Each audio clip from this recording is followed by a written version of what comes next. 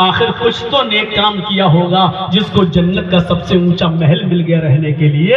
اللہ کے نبی فرماتے ہیں کہ ہاں، اس نے جو گناہ کیے تھے اس کی سزا تو اس کو جہنم میں مل گئی، لیکن اس کی ایک نیکی تھی، اس نیکی کی وجہ سے اس کو جنت میں سب سے اونچا محل ملا، اور وہ نیکی یہ تھی کہ یہ قرآن کی تلاوت بہت کرتا تھا، قرآن کو کثرت سے پڑھتا تھا، اور قرآن پڑھتے وقت یہ کسی کو کچھ ترجیح نہیں دیتا تھا۔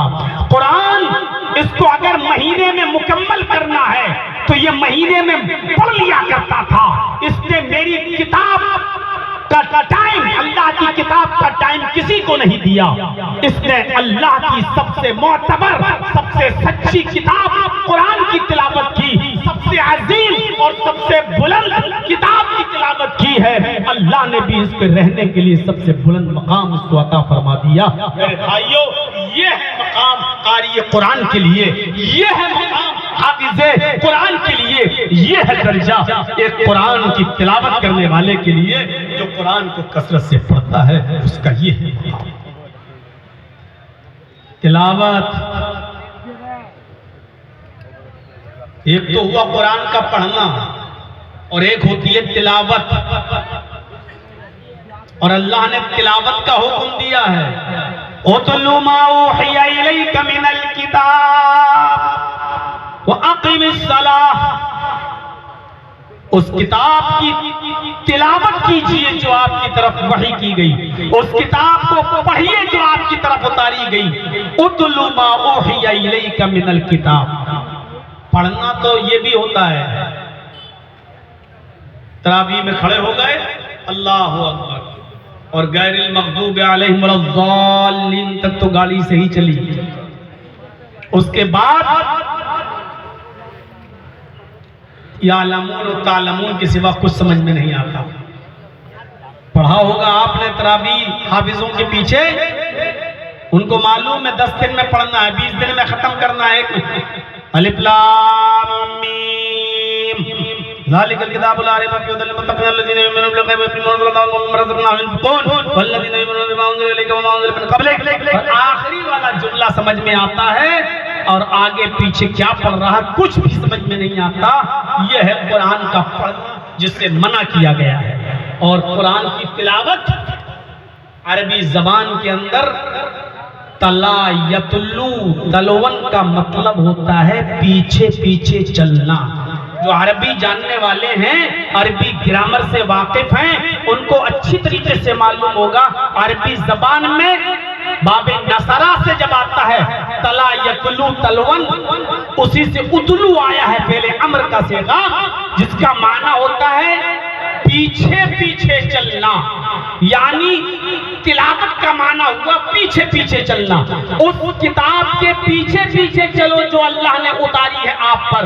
یعنی جو لکھا ہے پہلے پڑھو، اور جو لکھا ہے اس پر پھر عمل کرو، پیچھے پیچھے چلنا، صرف پڑھ کر چھوڑ دینا نہیں، اس کے پیچھے پیچھے چلنا ہے ہمیں۔ عرب کے اندر کبھی جائیے گا تو عربی لوگوں سے، وہاں کے بدو دیہاتی لوگوں سے پوچھئے گا کہ آپ کے یہاں طلب کوئی چیز ہوتی ہے؟ طلب، اونٹنی کے ایک بچے کو عرب کے لوگ طلب بولتے ہیں۔ طلب کیوں بولتے ہیں؟ کیونکہ اونٹنی کا وہ بچہ اپنی ماں کے پیچھے پیچھے چلتا ہے۔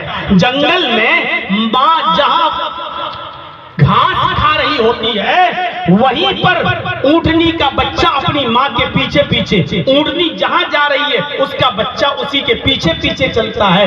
تو عرب کے لوگ اس بچے کو جو اپنی ماں کے پیچھے پیچھے چلتا ہے، اس بچے کو طلب کہتے ہیں، یعنی اپنے ماں کے پیچھے پیچھے چلنے والا بچہ، اس بچے کو عرب طلب کہتے ہیں۔ اسی طلب سے تلاوت بنا ہے۔ جس طریقے سے اونٹنی کا بچہ اپنی ماں کے پیچھے پیچھے چل کر اپنی زندگی محفوظ کر لیتا ہے، اور خطرناک جانور جب اس پر حملہ کرتا ہے تو اس کی ماں اپنے بچے کو بچا لیتی ہے، اور وہ خطرناک جانور کے سامنے خود کھڑی ہو جاتی ہے، اور خطرناک جانور سے اپنے بچے کو اپنے پیچھے لے کر خود اس کا مقابلہ کرنے کے لیے کھڑی ہو جاتی ہے۔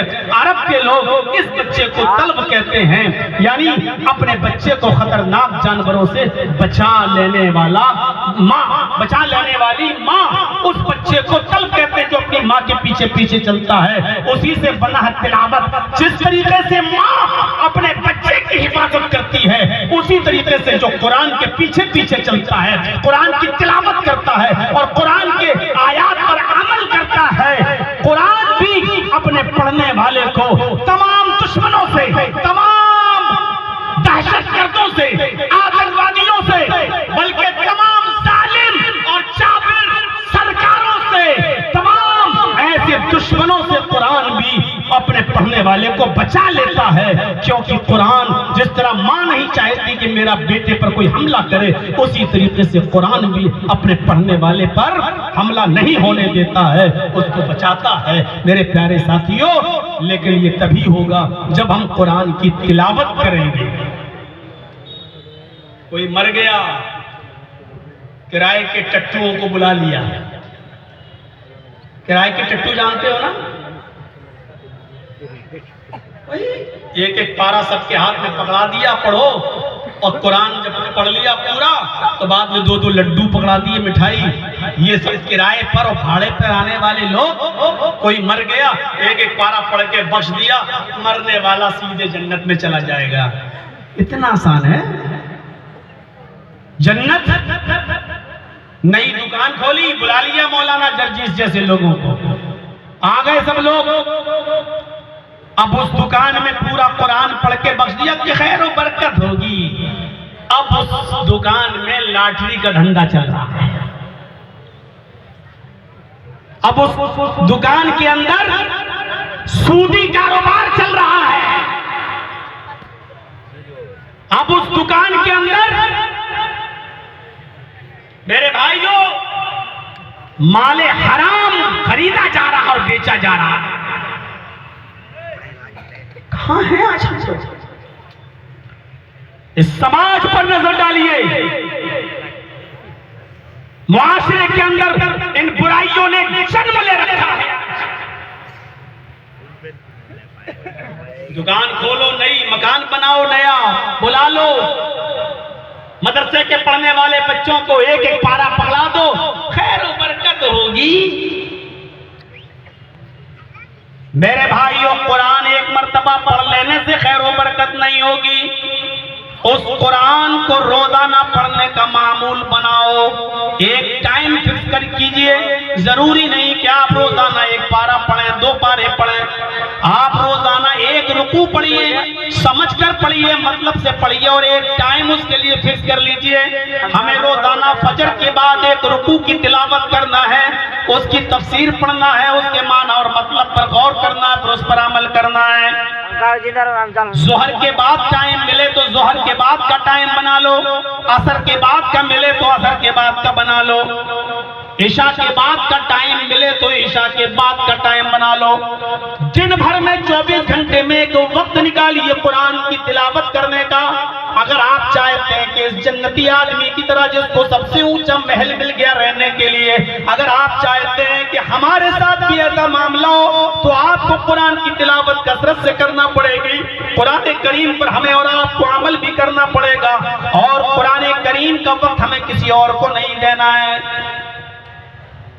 دوست آ گئے، چلو کرکٹ کھیلنے چلنا ہے، چلو بعد میں پڑھ لیں گے، قرآن رکھ دیا۔ نہیں، یہ وہ آدمی تھا جو قرآن پڑھتا تھا لیکن قرآن کا ٹائم کسی اور کو نہیں دیتا تھا۔ اپنا معمول تھا کہ ہم مہینے میں قرآن پڑھیں گے تو مہینے میں ایک بار پڑھ لیتا تھا۔ یہ معمول بنائیے، ہمیں اور آپ کو بنانا پڑے گا۔ ہم ہیں کہاں؟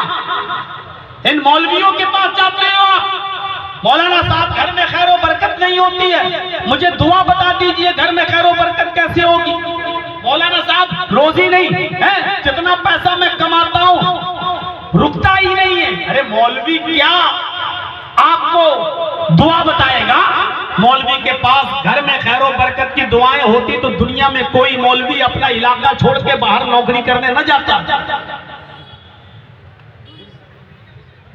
کیوں؟ آپ کے گاؤں میں 10,000 روپے بھی مہینہ نہیں ملتا ہے، مجبور ہو کر وہ آپ کا گاؤں چھوڑ کے بمبئی میں، دلی میں، مدراس میں اور کیرل میں 25,000 اور 30,000 روپے میں نوکری کر رہا ہے۔ اگر قرآن کی دعاؤں سے خیر و برکت مل رہی ہوتی اور مولوی کو دعائیں معلوم ہوتی تو اپنے بیوی بچوں کو چھوڑ کے وہ کیوں جاتا؟